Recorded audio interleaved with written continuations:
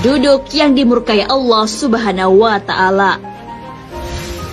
Allah ternyata murka pada orang yang meletakkan tangan kirinya ke belakang kemudian dijadikan sandaran.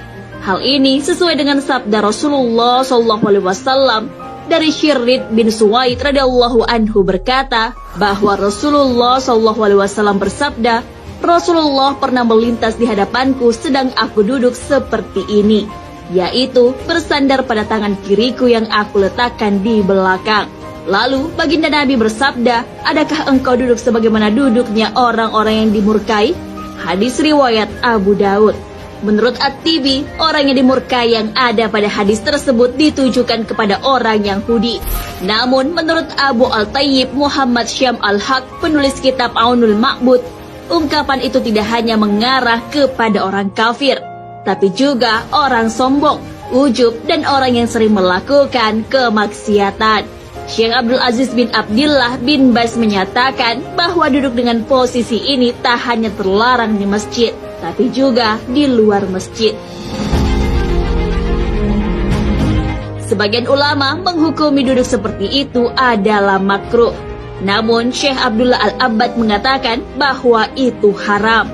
Dalam kitab Syarh Sunan Abu Daud, makruh dijelaskan tentang maknanya. Makruh dapat dimaknakan juga haram, dan kadang makruh juga berarti makruh tanzis atau tidak sampai haram.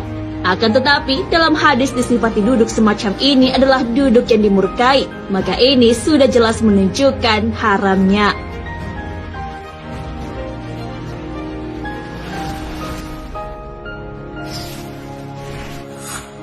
Duduk memeluk lutut. Saat mendengarkan khutbah, Rasulullah SAW melarang umatnya duduk memeluk lututnya. Telah menceritakan kepada kami Muhammad bin Humaid Ar-Razi dan Abbas bin Muhammad Ad-Duri, keduanya berkata, telah menceritakan kepada kami Abu Abdurrahman Al-Muqri dan Sa'id bin Abu Ayyub telah menceritakan kepadaku Abu Marhum dari Syal bin Mu'ad dari ayahnya bahwasanya Nabi SAW melarang dari duduk ihba, duduk dengan meletakkan kedua lutut di dada pada hari khutbah Jumat sewaktu imam berkhutbah.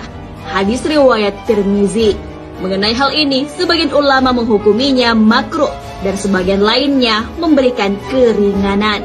Salah satu yang memberikan keringanan dan membolehkannya adalah Abdullah bin Umar.